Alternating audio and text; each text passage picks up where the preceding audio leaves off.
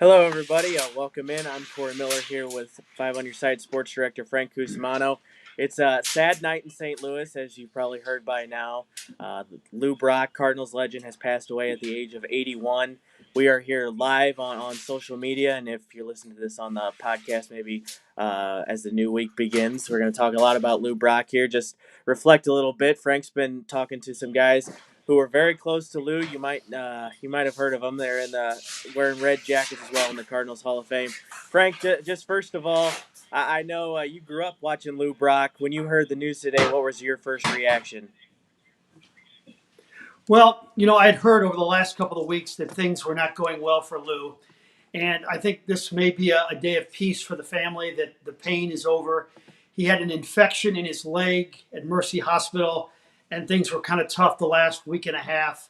So maybe the pain is over and Lou Brock is up in heaven where he should be.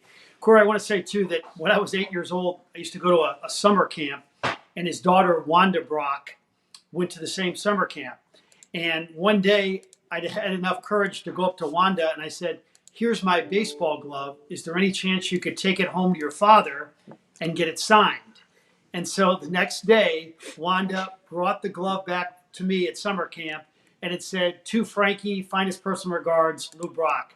I was hooked for the rest of my life on Lou Brock. I saw him in the '68 World Series.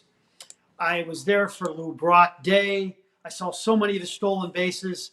And, you could talk about, 938 stolen bases. You can talk about 3,000 hits. You can talk about Lou Brock being, one of the greatest World Series performers of all time, which nobody talks about. In his last two World Series, I believe he hit 414 and 464. And in 14 games, he stole 14 bases. The bigger the game, the better Lou Brock was. But, Corey, I'll tell you something. When I think of Lou Brock, I don't think of stolen bases or 3,000 hits or anything like that. I think of the most gentle, humble superstar I've ever known. Corey, he grew up in a time where racism was really tough to deal with if you're an African American Major League Baseball player. And he's forever connected with Bob Gibson because they went through the same type of racism. They had to deal with that hell for a long time. And I don't blame Bob Gibson at all for his personality, which was tough and gruff at times. But the amazing thing is that they grew up in the same era and dealt with the same things. And yet Brock was always so sweet. No bitterness inside of him. He appreciated everything he had. And I'm not second guessing the way that Bob Gibson handled his.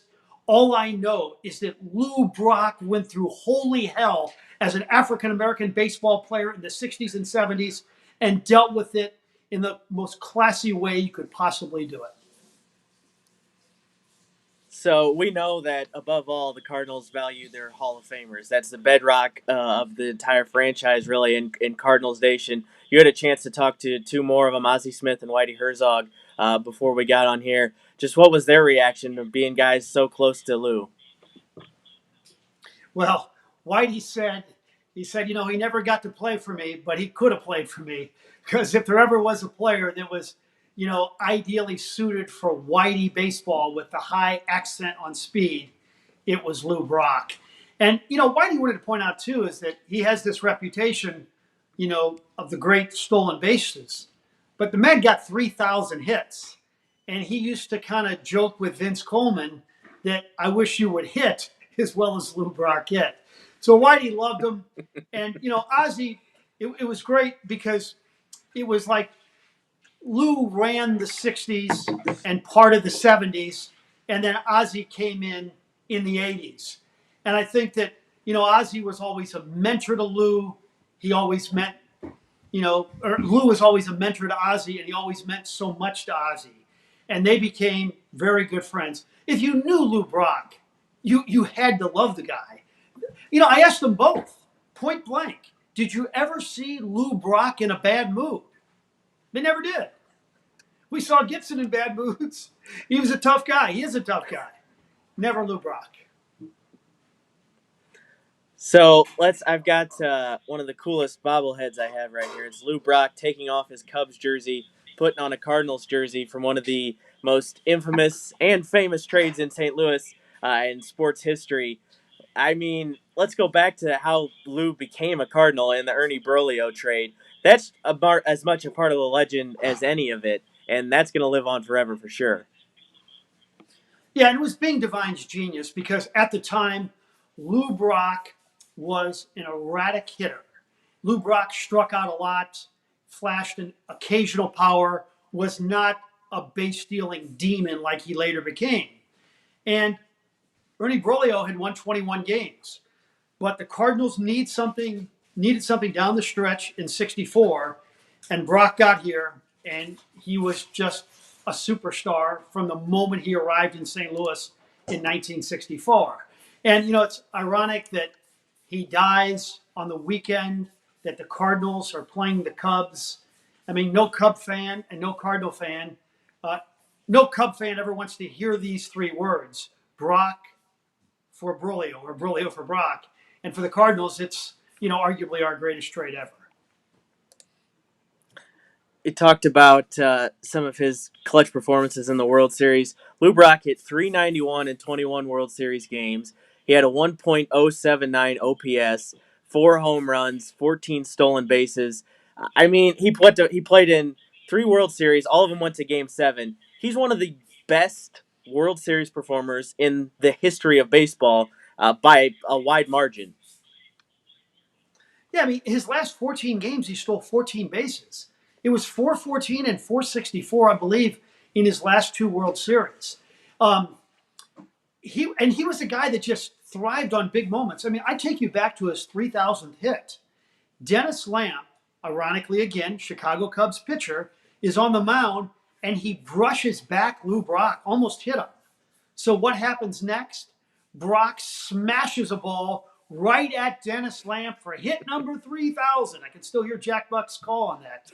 I mean, the guy was just the ultimate gamer, the greatest competitor, or one of the great competitors we've ever had in St. Louis. It's also crazy. We were just talking when Tom Seaver passed away earlier this week. The classic story of Seaver in I believe it was 1967 All Star game.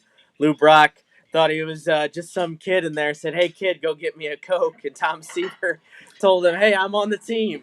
We were just talking about that. Yeah. Yeah, and they had joked about it for years afterwards when they both became Hall of Famers. Hey kid, go get me a Coke. Just the last thing here. How do you think baseball overall and St. Louis is going to remember Lou Brock overall?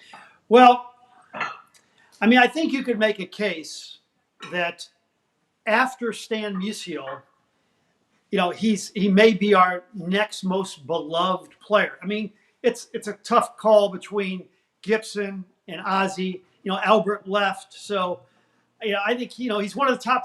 He's in the Mount Rushmore of great Cardinals of all time, and I think if you put in the personality element and some of the great things he's done for charities across the St. Louis area for years. Ask Lindenwood University, who has their own Lou Brock Field.